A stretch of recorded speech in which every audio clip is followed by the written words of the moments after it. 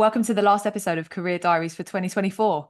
On this episode, I was joined by Anne O'Connell, Head of Funded Projects for Medtech and Engineering at Ibec, and we spoke about the skills that companies have told her they're going to be hiring in the future. If you want to future-proof your career, this is an episode to listen to. Enjoy. Hello, everybody, and welcome to the last episode of 2024. I'm joined today by Anne O'Connell, Head of Funded Projects for Medtech and Engineering at Ibec. And today we're going to be talking about what you need to do to future-proof your career. Anne, welcome to the show. Thanks, Elena. Thanks so much. I'm delighted to be here on your Career Diaries podcast. Thank you very much. This is going to be a really special episode because we're probably going to touch lightly on your career, but we're going to be talking more about this amazing report that you guys have put together and the findings from that report, because they're so important to help people really orientate as they look towards the future and think about their careers. But before we go into it and before we go there at all, tell us more about what you do. That's an amazing title, Head of Funded Projects for Medtech and Engineering at Ibec. So tell us a little bit more about what that actually is. Well, it's a very broad but focused title. And what I do, I work with a number of funded projects networks, which all sit under the Ibec umbrella. Ibec is a business confederation here in Ireland, so representing industry. And what my role within that is really focusing on industry-led training. So whether it's apprenticeships or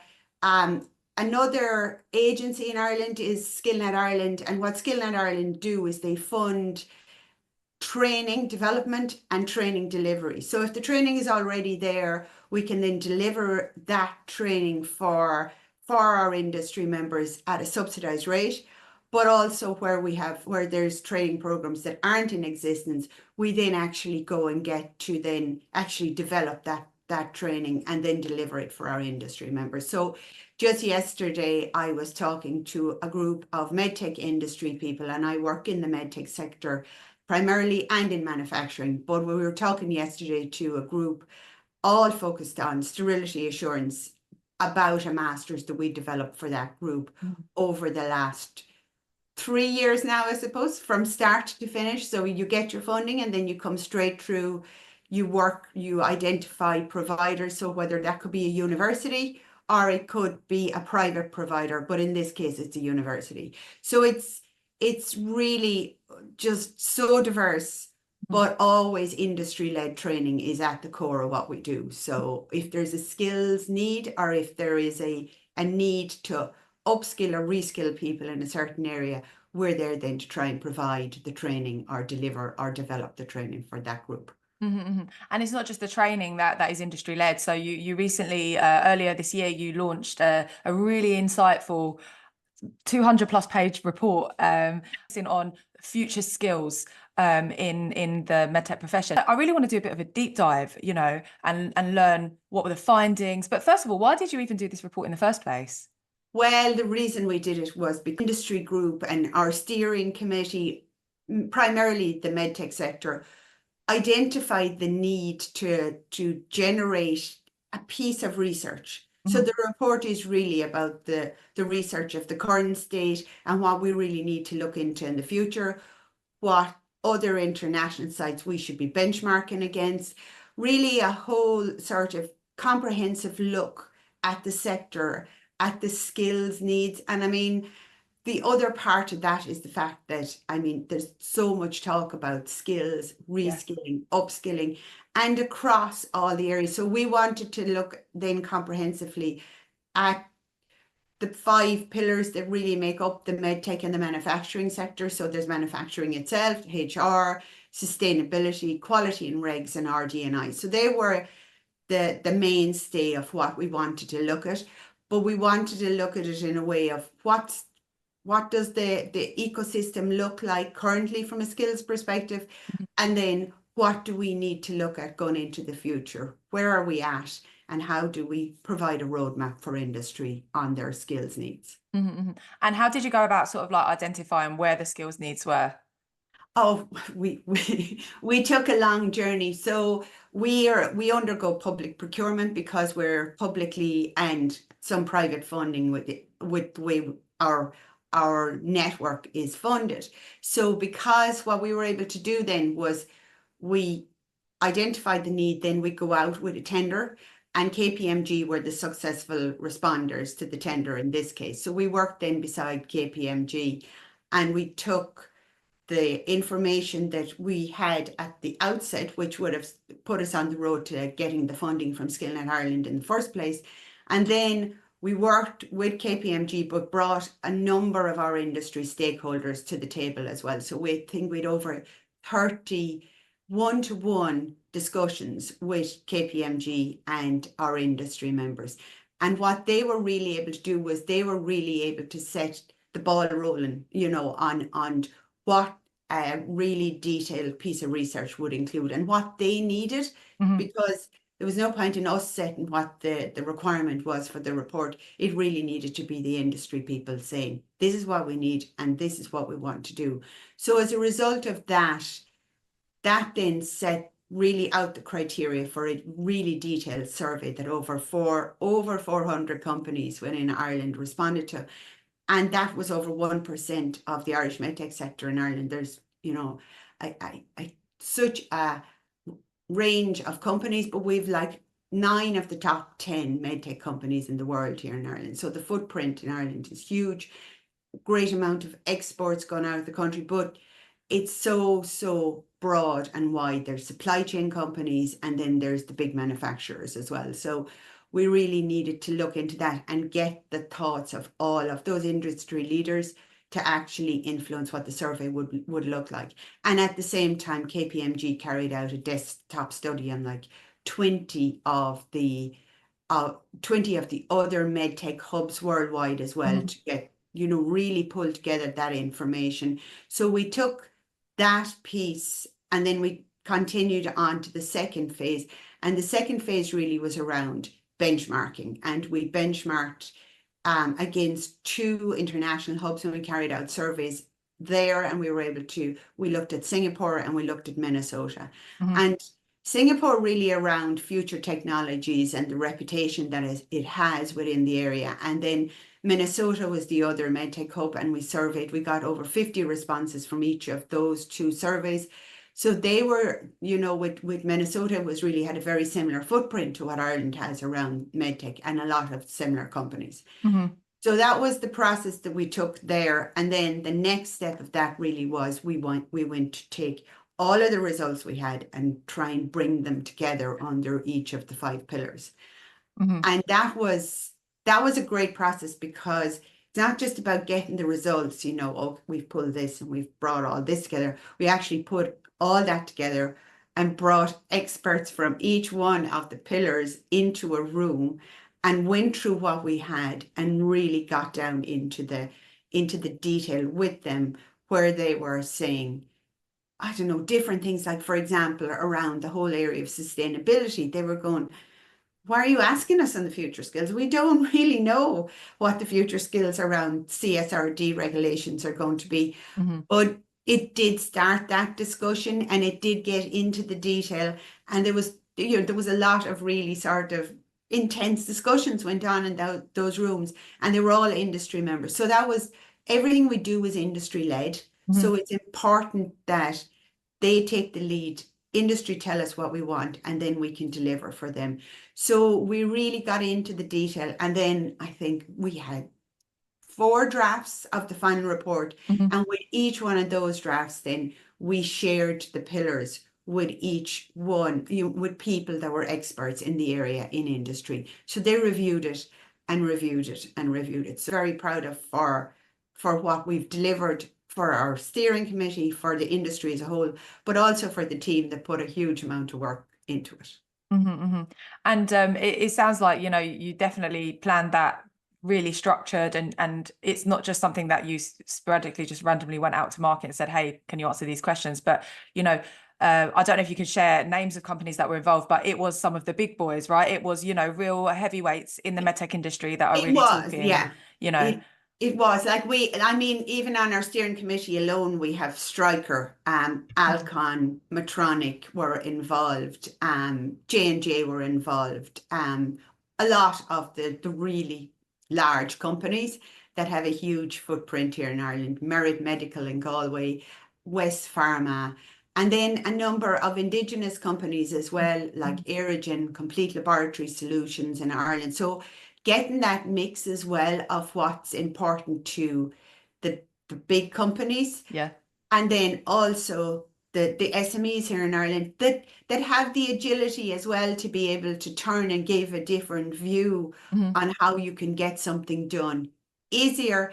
And then the large companies who a lot of the time have the funding to be able to put solutions in place easier than the smaller companies. So yeah, so we got a lot of those insights. So it's really good to be able to get all of the voices in the room.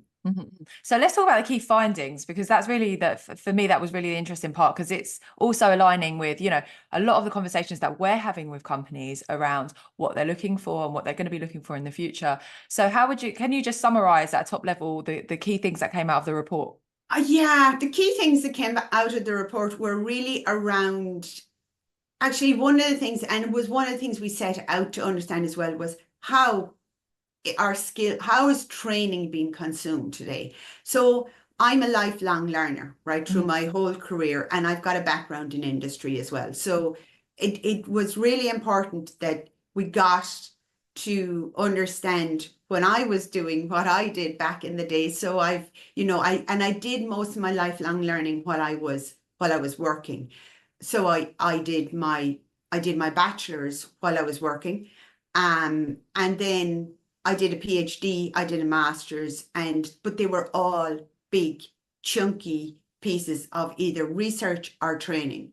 So, and my mindset really around training is, you walk into a classroom, you sit down and you're there for a year or you're there for 2 years, but that has definitely changed. So, and it's not, and people are still doing the master's, like we have a master's in regulatory affairs and it's been running for 10 years and there's always 12 to 15 learners per year. So you still get that, and people still want to do that and see it as part of their natural career progression. But there is a move now towards people doing their lifelong learning in short chunks, maybe a piece of a module that is like 5 credits. So they're able to really have that bespoke type of learning. Also, micro-accreditation is a big part of it.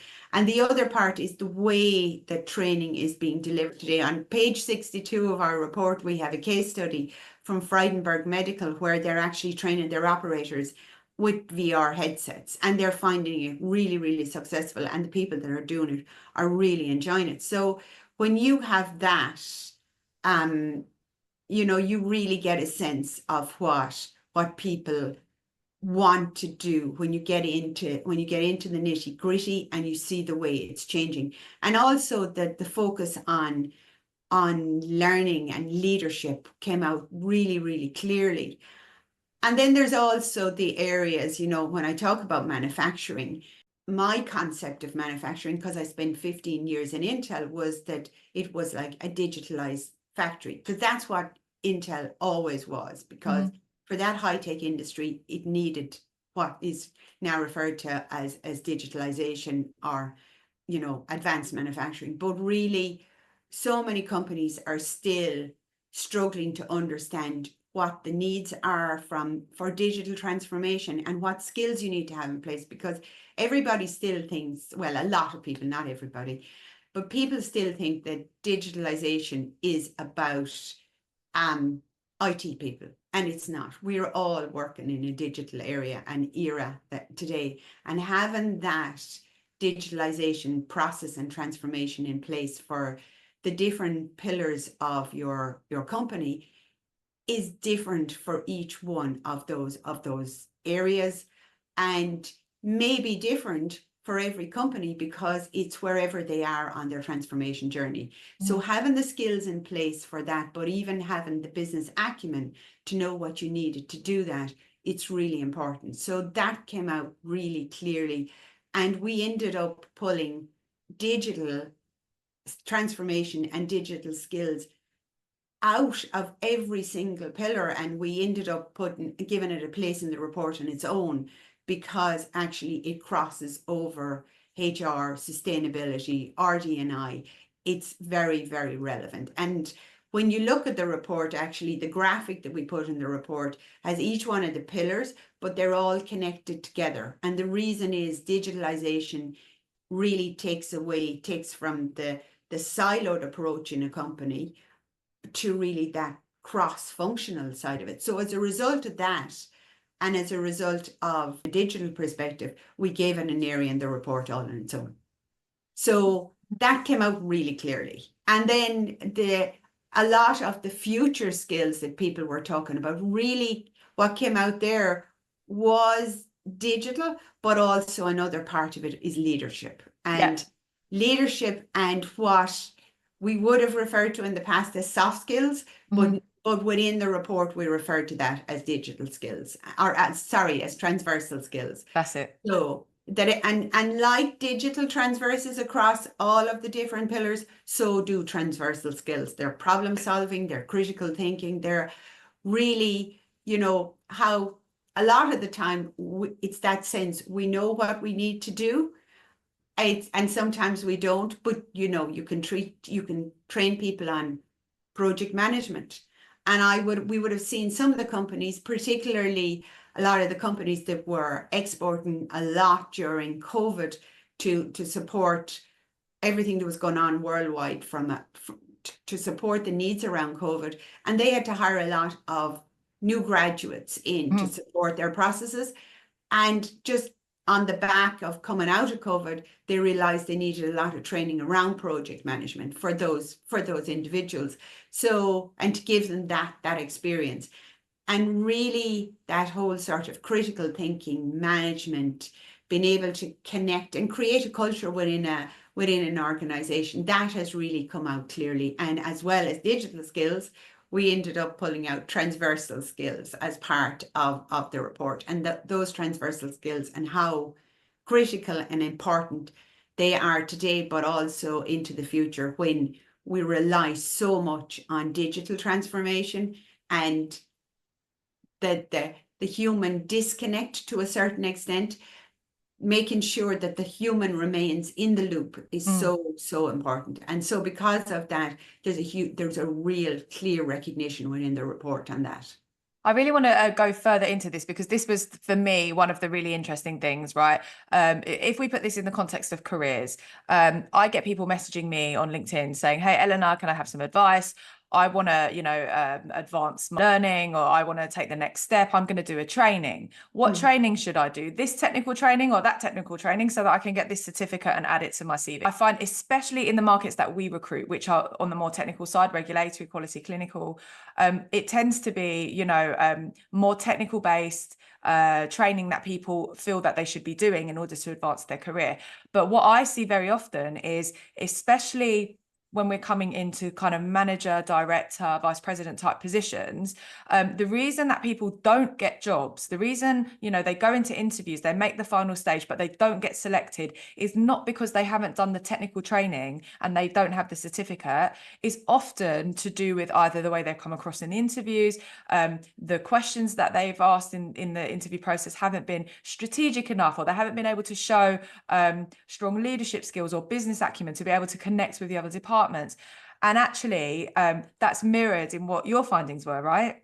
Absolutely. And I mean, I've interviewed numerous people down through the years myself, and whatever the organization that I've worked in, so many times when you're in the interview, are they an organizational fit is almost the first thing that you're thinking. So you really do only get one chance to make that first impression. And at that stage, you haven't really gotten into the technical detail around the role or what your qualifications are. And a lot of the time, yes, I'd agree that the qualifications and what you're putting on your CV, that gets you in the door for an interview, right? Yeah. But what really gets you across the line, I would say 90% of the time, is that other factor of, can I work with this person?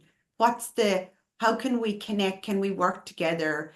And that's transversal skills, and I would say when I left Intel, and then when I did my PhD, but even going in to do my PhD and do my master's, like I did my master's and I wasn't working at the time. So it was, but I needed to have a project that was industry based, and it took picking up the phone and going out and talking to people and communicating and being able to get my connection with them and be able to talk to them and be able to communicate and tell them what I want to do. And that's as critical for people working in the regulatory space, because when you look at the medical device regulations and getting people on board, I mean, a lot has changed because of MDR. So bringing people along with you and those transversal skills are so critical for you to be able to do your job successfully. And like we talked to one of the numerous companies that we talked to while we were going through the report, but we're out there meeting companies every day of the week. And one of the things that came across, like with one company, will be really successful in what they do. And technically they've got people that are excellent, but they talked about really finding it difficult to get people into senior manager positions because so many of these people wanted to do their own individual technical roles and they didn't want to get into the manager's roles. But you need people that can manage. You need people that can, implement the culture of how the organization works. And I was talking to one of our group recently, they were in a company and they talked, culture was amazing. And I was like, what do you mean? And they said, just everybody talked about just that positive support, whatever it was, they were being supported to advance themselves, while it all ability to be able to get that culture within a company. And that comes from transversal skills. You need to be able to have the insights and to be able to see what can be done here to make things better, to have people, to retain people, to keep people working in the company and that they're happy working in the company. Now, not everyone's going to be always happy, right? But on the main, if you can achieve that, then it's something really great to do. And that really comes down to transversal skills. And it came out across every single pillar. So we ended up taking it out because everyone said they wanted problem solving. Everyone said they wanted critical thinking. Obviously within this space of RD&I, you'd think that, but actually it was across the board that people wanted to be able to do that. It really makes sense because the way that are changing, right? Like it used to be that you had a job description and you would have bullet points and then you'd go into a company and then you'd fulfill those bullet points of the job description. And that was literally in that box, that was the role that you did. But the world has changed so much that we're in a fast-paced environment. We're being faced with challenges that we've never seen before. And so in order to be able to navigate like a situation, we don't know the skills that you're going to necessarily need in the future. We just know that you're going to be able to solve problems. You're going to need to solve problems that you've never seen before. Can you do that? Because the technical answers will be out there, right? Information is much more readily available, but it's the how. The how is the thing that, we're seeing companies really want people that are proactive, that are problem solving, that are able to communicate with different departments, project management skills, these types of things that are much broader than just knowing the intricacies of ISO 13485, let's say. Absolutely. Yeah, as you say, the information is out there, but like one of the pieces that I would have seen really clearly coming out was when I started in this role, if the job as it is as a whole, I would have went, oh my God, I can't do that. But actually, all of the jobs that I've had down through the years, I was able to transfer not the technical knowledge, because that was very related to the company I worked in, but actually the knowledge that I got of I can do this, I can apply how I've done a lot of what I did in my previous role to be able to make this happen. So I can find a way, I can work it out. And that's exactly what you're saying. It's problem solving. So whether it's in the regulatory space and you need to find the information, whether it's in the space of RD&I and you're trying to get a product through to the end of line, being able to communicate and being able to talk to people and being able to actually go and speak to somebody in IT that can help you to resolve an issue. Absolutely. It's really about getting something done now, and not in a siloed sort of, oh, I work in manufacturing, I don't work in sustainability. You know, that's not my role. Making sure that the people that need to make that happen are really able to communicate with the people that can make them, that can help them to make it happen, and being able to find a way together. And actually, one of the other really, really critical skills of transversal skills is listening. You know, you actually need to be able to listen and hear what someone is saying to you, and then be able to see how you can find a way forward together, because it's not always straightforward. So yeah, I think it is just, it's becoming more and more critical. And the fact that we had to actually pull it out of the report, the title that it deserves as well, because I think, you know, we've often referred, as long as I can remember, we've called transversal skills soft skills, but they're not soft skills. They're core skills really to have, so important. And it's the way we make things happen. So I was going to ask you, out of all the different transversal skills that there are, what would you say is kind of like the number one? I would say communication is number one. I would put communication up at the top of it, because the rest, and I'm talking real sort of clear communication that gets everybody on the same page. Once you've people on the same page and they understand from their perspective, because everyone's coming to the table with a different perspective. You know, you and I both got up this morning in different places, and we're here now, and we come to this communication, or any other communication, always with a slightly different perspective on the world. And as such, your communication has to speak to everybody at the table. So let's talk about digital skills, because that was also the other one that you said is like transverse and it goes across all different functions. And you made a really, really interesting point where you said, you know, digital skills are not necessarily IT people. Digitalization doesn't mean that you just need to hire loads of IT people. Actually, this is something that everybody should be developing and working on. So within digital skills, what are the core ones that people should be focusing on? I would be able to understand what you need from a digital perspective. So we're currently developing a program called Realizing the Business Value of Digital Transformation. And we don't get into the enablers that somebody technical needs to. We actually talk about, why would you want to transfer your company? One of our industry people that's working on this, he used the line, wouldn't it be cool if, you know, and it's a really great line for why you'd implement digitalization in your factory. Wouldn't it be cool if I could make the process more efficient? Wouldn't it be cool if I was in HR and if I could actually look and see what skills we have in the company and see where the skills gaps are? You know, wouldn't it be cool if I'm in RD&I and I can actually get this product through from R&D through to the end of the line faster than what we would have done previously, and more efficient, and get the data that we need to collect in it. So it's a real reason for digitalization. And again, it's about being able to get the concept of it, and then understanding where your company is within the process of digitalization. So some companies will have done some digitalization in maybe different areas, like manufacturing. They may have connected all their machines together, and they may be able to look at live data of where that machine is operating all day, every day. So they can see the trends and they can do something about it.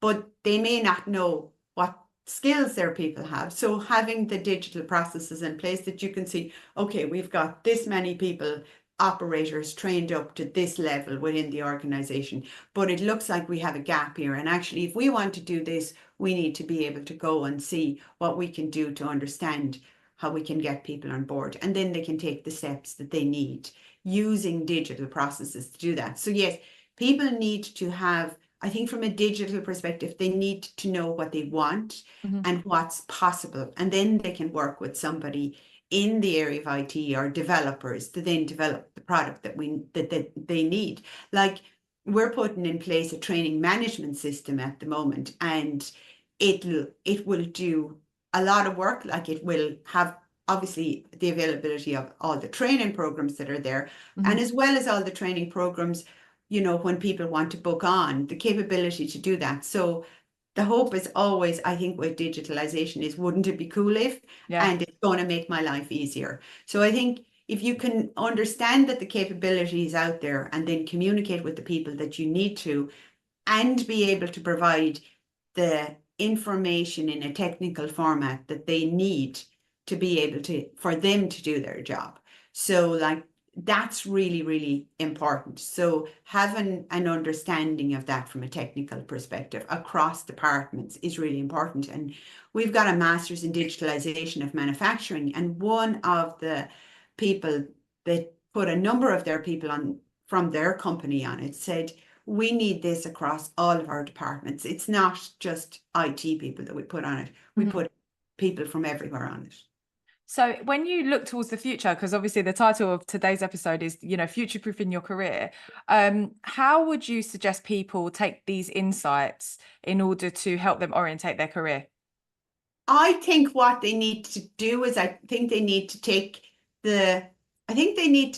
a look at the report and the area that they're interested specifically in. Mm-hmm. So for example, you know, you could be in the area of RD&I, and, you know, you might be looking at, so we put a thematic area on each one of the areas you might be interested in. So if you were looking at commercialization, you could look at the thematic area of go-to-market. Mm-hmm. And then that takes you then to, what are the current skills that I need to have around go-to-market? So we didn't just look at the future skills, because actually what the companies in those forums and those discussions said to us, you need to look at the current skills too, because they're relevant, and they may be relevant as much today as in the future, or some format of those, they may be relevant in that way as well. So it was really, really important that we kept that in mind. So let's just say you wanted to move into a career in R&D. You then look at what's current, what do I need to do currently? Do I have it? Or are there training programs available? And if yes, you can go out and you can then book that training, or speak to people within that department and go, okay, these are the skills that we currently need. Mm-hmm. And then the other part is, if you want to put yourself at another level and be really sort of attractive to somebody that you may want to hire you in the area of R&D, well, then you go and you look at what the future skills lists are there. And there's so many, and as I say, a lot is around technology, but also a lot is around the whole transversal skills side of it. Mm-hmm. So it's really, there was a lot of focus on digital or management. And like in the area of quality and regs, one of the future skills was around like virtual auditing, you know, as in being able to carry out your audits in virtual space. So it's that whole taking, where am I interested in and where do I want to go? What do I need currently and what do I need for the future? Mm-hmm. So I think it provides a real roadmap for people. And so we're coming towards the end of the year of 2024, and it's a great time for people to kind of reflect on their careers and set goals for the next year. So what would you say, if there's like one thing people should go away and do in order to prepare their career for the next 5 years? What would you say they need to do?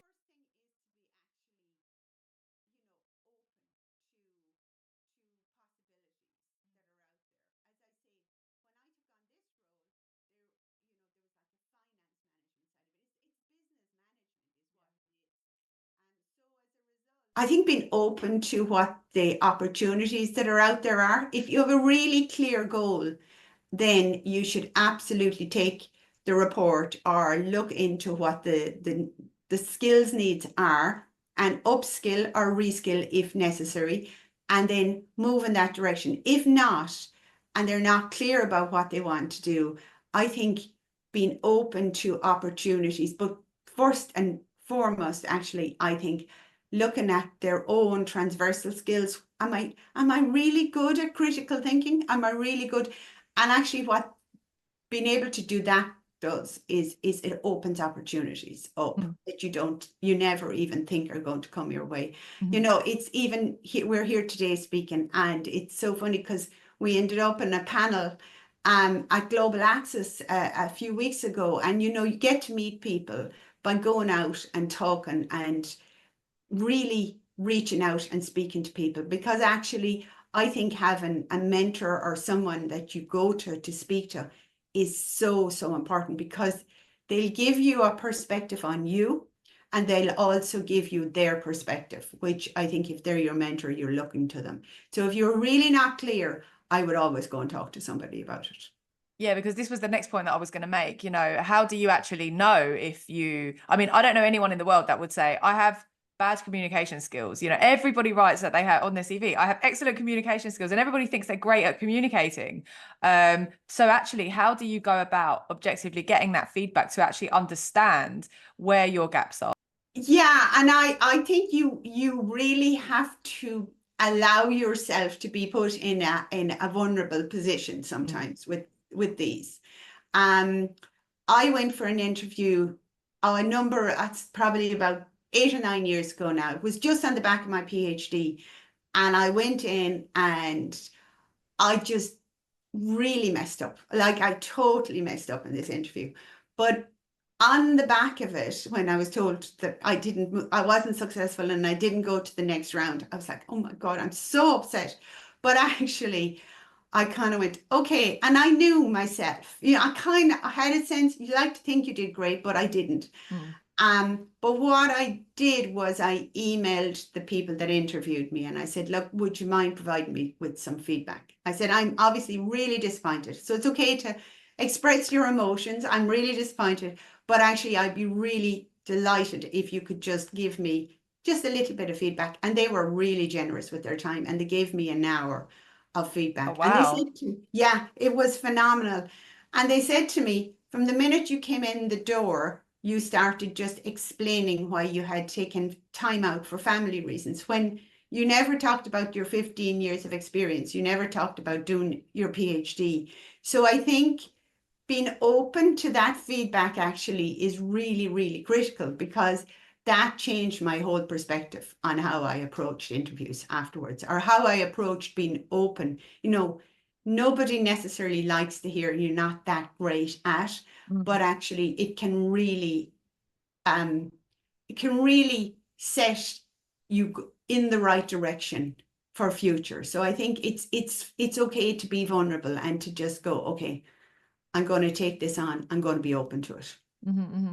Thanks for sharing that as well, Anne, because you know it is tough to receive constructive feedback, but ultimately I know, reflecting on my career and those moments that I've had, those are the moments of growth, right? Where Yeah. you know, actually you're hearing something tough, but actually it's a learning opportunity for you to take and move forwards.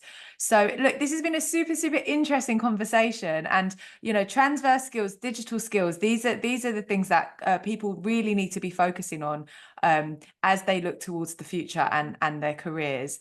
From my side, and I have one question that I love to ask everybody at the end of the episode. So, and that is, what is the legacy that you want to leave on the world? Oh, I use innovation to do whatever it is that I need to do. It's innovate whatever way necessary to get something done. And sometimes it works and sometimes it doesn't. But I've really used lifelong learning myself, and I've enabled myself to work between industry and academia. And I found that space where I've now been able to work to develop like critical programs. As I say, that the Masters in Sterility Assurance, it's the first of its kind in Ireland and in Europe. And when you get to do that, or you create a report like the report, you know, like actually, I haven't even said what it's called. Talent to Thrive is the name of the report.